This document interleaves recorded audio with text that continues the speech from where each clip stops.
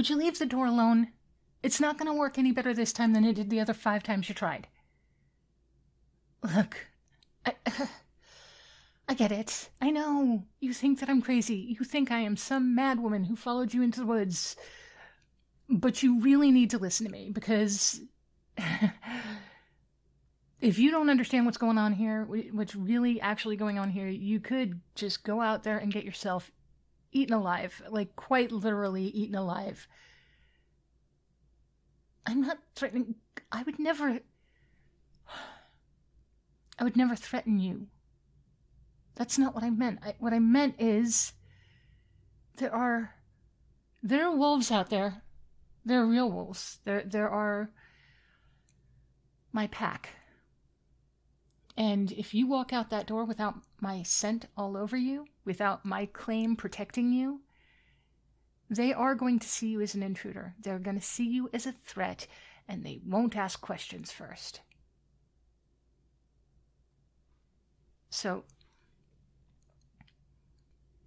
you stumbled into our territory. You crossed our borders.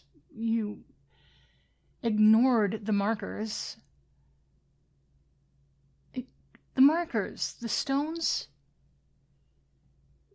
No, it wasn't some weird art installation. Those were warnings. This whole valley belongs to my pack, and you have no idea how lucky you are that I found you first. So, would you sit down? Please just let me explain before you make any stupid decisions.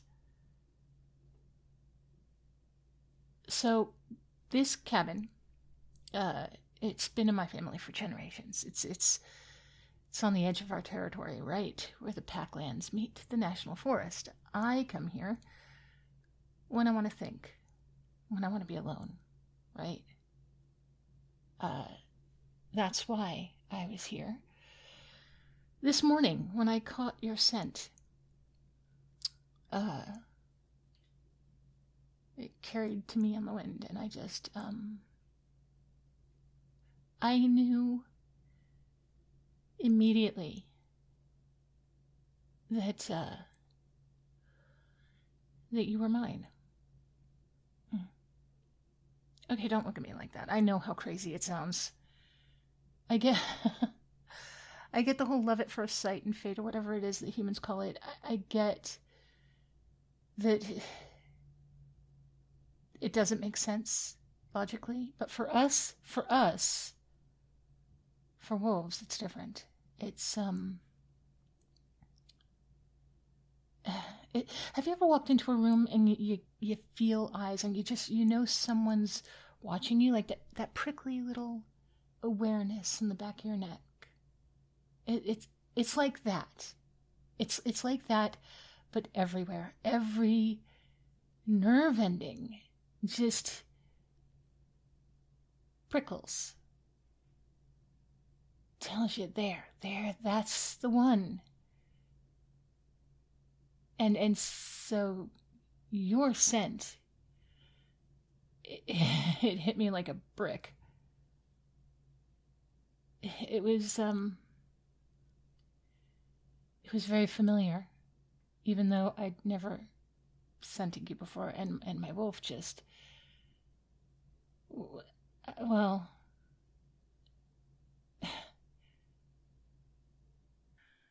suffice it to say, I recognized you without having met you before I even saw you. And I know, I'm perfectly aware that sounds insane, since we didn't actually meet, and you don't actually know me, but in my world, this is everything that we hope for. We spend our lives hoping for this kind of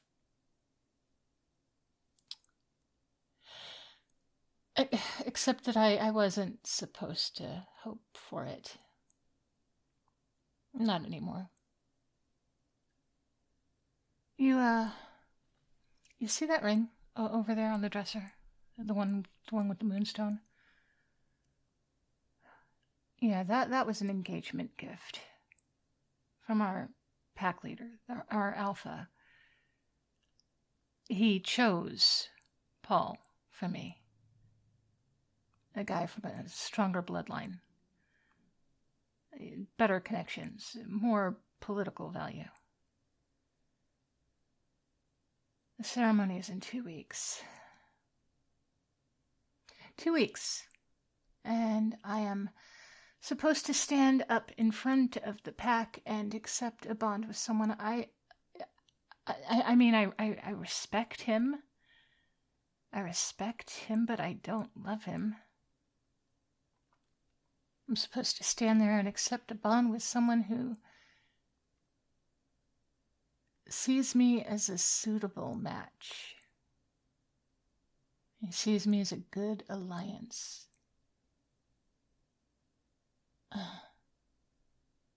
I was going to do it too. I was going to go be a good little team player and obedient and practical and put the pack first, like you do. Like I've always done, my whole life. I don't have a strong bloodline. I can shift, but barely, and my control is weak. I'm not fast, I'm not powerful. I'm just acceptable.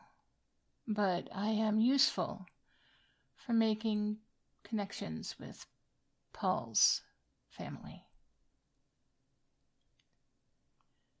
And then you walk into my territory, and then suddenly everything I was prepared to sacrifice became unbearable. It's easy to say that you'll forego something that you're not faced with, that you don't know what it's going to be or if it's going to be. But having it here is different. Having you here is different. No, don't shake your head. You think I'm romanticizing this. I'm not making it bigger than it is because I'm scared of an arranged marriage. I swear to you, that's not what it is. It's different. Though, that's also what Paul said when I tried to explain why I couldn't,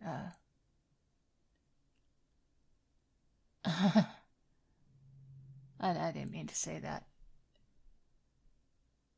It was this morning, after I caught your scent, but before I found you, I went back to the main compound, and I told him that I couldn't go through with the bonding. I told him that I had found my fated mate, my true mate. He didn't believe me. He thought it was just cold feet. Said I'd been reading too many human romance novels, that true mates are really rare. Most of us never find them, and the idea that this weak-blooded, unremarkable me, would just stumble onto my true mate days before a politically important wedding, that was just... He called it convenient timing. And then he told me even if it was true, even if you did exist, it doesn't matter, because Pac comes first.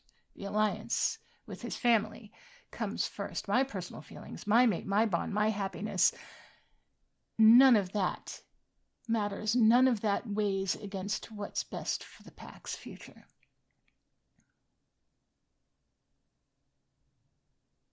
You want to know what the worst part is? He's right. I am being selfish. I am putting my own desires above my duty, above everything I was raised to value. I shouldn't do this. a good wolf would walk away, I would let you go. Would show up at the ceremony in 2 weeks and smile and accept Paul and his claim on me and spend the rest of my life, my very long life, wondering what if. But I can't do that. I can't. How can I let you walk away without at least knowing what you are to me, what we could be?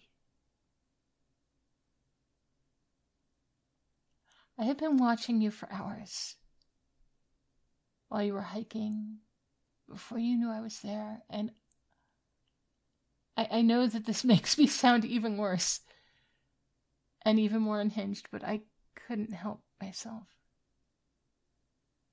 I followed your trail. I stayed downhill so you wouldn't catch my scent, although you're human, so I don't know why I was worried about that. You guys never recognize anything but a skunk. I watched you stop to take pictures of the waterfall.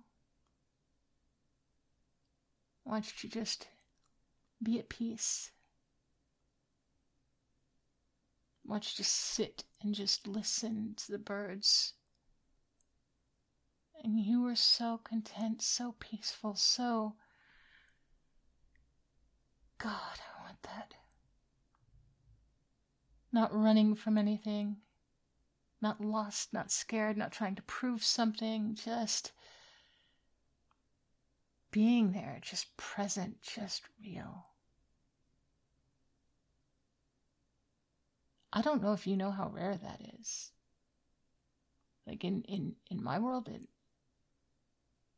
in my community, everything is always just so intense. Everyone is always performing, always aware of the hierarchy, always watching who's watching, being careful of how their actions reflect on their reputation, on their bloodline. But you just hang out. You're just yourself. Just completely unself-conscious. I envy that so much. It's gotta be the most beautiful thing And I thought, okay, this is what I would be giving up. This is what I would be giving up. Not just some abstract concept of a mate, but an actual person who stops to photograph mushrooms and talks to squirrels. Sorry, I was listening, but it was cute. And radiates just peace. The kind of peace I've never felt in my entire life. And so, yes, I followed you. And yes, when you got too close to the pack's territory, I stepped out and accidentally startled you onto the path. And yes, I brought you here. And yes, asking you to stay. I know how it looks, and I know what you must think of me. But I'm not actually trying to trap you. Even, okay, maybe technically trapping is, but I not permanently, right? Just long enough to explain and to hopefully make you understand. Just long enough also for the pack to settle down, right? Just for me to figure out how to handle this. And hopefully long enough for you to maybe also feel the bond. Like, do you feel anything? Like even a little? Like maybe when I'm close like this?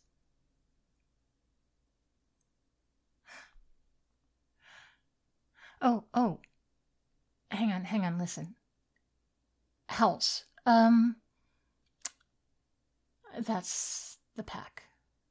They're doing a perimeter run. They do them every evening. They're going to pass within a mile of here. They might scent you if the wind shifts. So come away from the window, please. No, further back. I'm not going to hurt you. I swear on everything I am. I will never hurt you.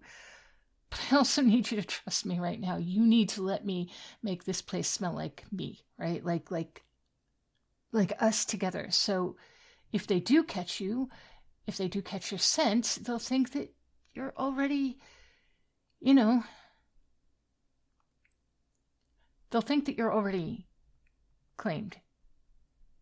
So already mine. They'll think that you're already with me. Is that okay? Can I come close? Can I just